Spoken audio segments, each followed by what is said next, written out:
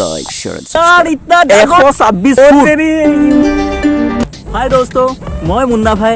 আজি মই গৈ আছো এটা ইন্টাৰেষ্টিং জায়গা চাবলৈ, যিটো জায়গা আমাৰ অসম নহয়, আমাৰ ভাৰত নহয়, গোটেই এছিয়া মহাদেশৰ ভিতৰত ডাঙৰ এটা স্থান, যিটো স্থানত আছে এছিয়া মহাদেশৰ ভিতৰত বিগেষ্ট শিৱলিংগ, যিটো শিৱলিংগ স্থাপিত হৈছে আমাৰ অসমত। গতিকে বলক আজি সেইখনক চাবলৈ যাওঁ।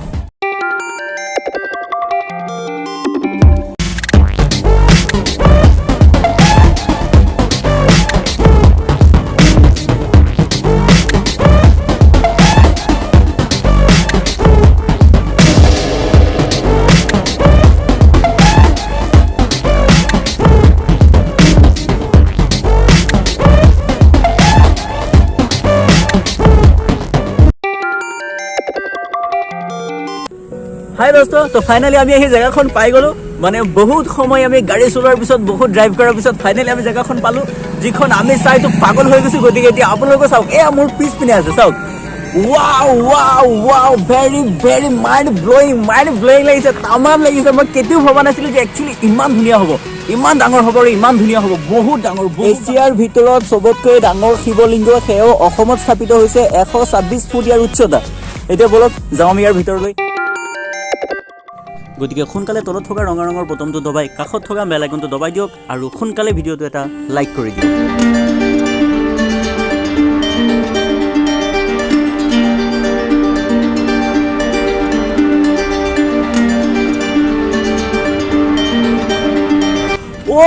ইয়াৰ ইতনা ডাঙৰ শিৱলিংগ মই কেতিয়াও দেখা নাই। ইমান ডাঙৰ শিৱলিংগ, সঁচাকে কৈছো। ৱাও ইমান ডাঙৰ শিৱলিংগ, সঁচাকে কৈছো বহুত ডাঙৰ। এয়া চাওক, ইমান ডাঙৰ, মানে কি ক'ম, বহুত ডাঙৰ শিৱলিংগ। ইয়াৰ উচ্চতা হৈছে 126 ফুট। আৰু এতিয়া চাওক, এইখনৰ কনষ্ট্ৰাকশ্যনৰ কাম একচুৱেলি চলি আছে হে, কাৰণ এইখন শিৱলিংগ এতিয়া বনাই হোৱা নাই, কমপ্লিট হোৱা নাই, এতিয়া বনাই আছে। আৰু যেতিয়া এইখন বনোৱা হ'ব মানে তেতিয়া কি ক'ম, পাগল কৰি দিব এইখনে, পাগল মানে কি ক'ম, সঁচাকে পাগল কৰি দিব। কাৰণ এইখন হৈছে এছিয়া মহাদেশৰ ভিতৰত সকলোতকৈ ডাঙৰ শিৱলিংগ।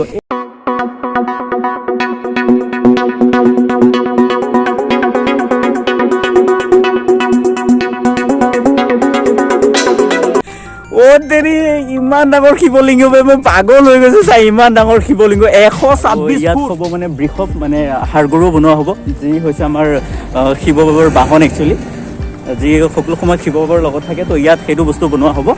আৰু ইয়াত আৰু বহুতো কিবা কিবি হ'ব সেই বেক চাইডত, মানে সেইটো চাইডত, এইটো চাইডত। তো ইয়াত একচুৱেলি মহাভৈৰৱ মন্দিৰ মানে কি, শিৱ বাবাৰ আৰু এটা ৰূপ। তো সেইটো ৰূপৰো এটা মন্দিৰ হ'ব, যিটো এইখিনিতে হ'ব মহাভৈৰৱ মন্দিৰ শিৱ বাবাৰ। আৰু এটা হ'ব সেইটো চাইডত, আৰু এটা হ'ব কালী মন্দিৰ। এই ইমান ডাঙৰ এটা এৰিয়া হে। ইয়াত মোটামুটি প্ৰায় 35 বিঘামান মাটি আছে, আৰু 35 বিঘা মাটি লৈ এই মন্দিৰখন স্থাপিত হৈ আছে। 35 বিঘা মাটি, ইয়াৰ ভিতৰত পুখুৰী থাকিব, বহুত ধৰণৰ মন্দিৰ থাকিব।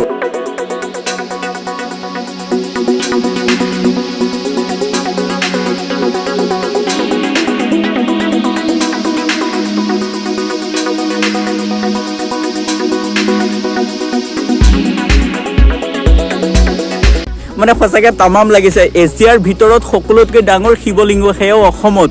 এছিয়াৰ ভিতৰত সকলোতকৈ ডাঙৰ, 126 ফুট ইয়াৰ উচ্চতা, 126 ফুট। কিছুদিন পিছত মানে তামাম এটা দৃশ্য হ'বলৈ গৈ আছে, তামাম দৃশ্য। আৰু আপোনালোকৰ এটা ইনফৰমেশ্যনৰ কাৰণে কৈ দিওঁ, এই যিখন শিৱলিংগ, এইখন শিৱলিংগ আৰু তাত যি নন্দী, এই দুয়োটা বস্তু যে 25 ফেব্ৰুৱাৰীত এইখন উদ্বোধন হ'বলৈ গৈ আছে। 25 ফেব্ৰুৱাৰীত এইখন উদ্বোধন হ'বলৈ গৈ আছে। আৰু চবতকৈ ডাঙৰ কথা হ'ল, এইখন জেগাৰ নাম হৈছে মহামৃত্যুঞ্জয় মন্দিৰ। মানে এইখন মন্দিৰৰ নাম হৈছে মহামৃত্যুঞ্জয় মন্দিৰ। আৰু 27 ফেব্ৰুৱাৰীৰ পৰা মহামৃত্যুঞ্জয় যজ্ঞ আৰম্ভ হ'বলৈ গৈ আছে। ইয়াত একচুৱেলি এইখিনি জেগাত, তো ইয়াত হ'ব অফিচ, মানে যিখিনি আমাৰ কমিটি আছে, তো কমিটিসকলৰ যি অফিচ হ'ব, সেই অফিচ এইখিনিত হ'ব। আৰু ওপৰত যিটো দুৱাৰ দেখা পাইছে, একচুৱেলি সেই তাত হ'ব মেইন মন্দিৰটো, মানে মেইন শিৱ মেইন মন্দিৰটো, সেই তাত হ'ব। চব কিমান, মানে সঁচাকৈ কৈছোঁ, কিমান ভাল লাগিছে, বহুত এটা ভাল লাগিছে। মনত এটা মানসিক শান্তি আহিছে, সঁচাকৈ কৈছোঁ। এতিয়া চব, এতিয়া যদি ইমান ভাল লাগিছে, যেতিয়া কমপ্লিট হ'ব, এইটো কমপ্লিট হোৱাৰ পিছত কেনেকুৱা লাগিব, কেনেকুৱা এটা দৃশ্য হ'ব। আপোনালোক আহক, ইয়াত আহি চাওক। আৰু যেতিয়া এখন কমপ্লিট হ'ব নাই, মানে যেতিয়া এখন পুৰা একদম বনাই কৰি ফিনিচিং, মানে একদম পুৰা বনাই যেতিয়া কালাৰ কৰি হ'ব নহয়, তেতিয়া আৰু এটা ভিডিঅ' বনাম। সেইটো ভিডিঅ'ত আপোনালোকক আকৌ মই দেখুৱাম যে একচুৱেলি তেতিয়া মানে আপোনালোকে গম পাব যে একচুৱেলি বস্তুটো কি হয় কি হয় তেতিয়াহে গম পাব। আৰু এইখন হৈছে এছিয়া মহাদেশৰ ভিতৰত সকলোতকৈ ডাঙৰ শিৱলিংগ। কিমান ডাঙৰ এটা কথা কওকচোন।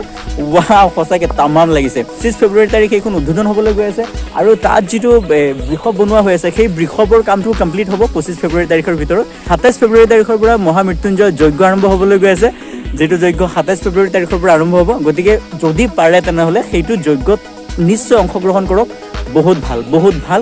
মহামৃত্যুঞ্জয় যজ্ঞত অংশগ্ৰহণ কৰাটো ভাগ্যৰ কথা আৰু সেইটোত যদি অংশগ্ৰহণ কৰিব পাৰে আপোনালোকে নিশ্চয় অংশগ্ৰহণ কৰক।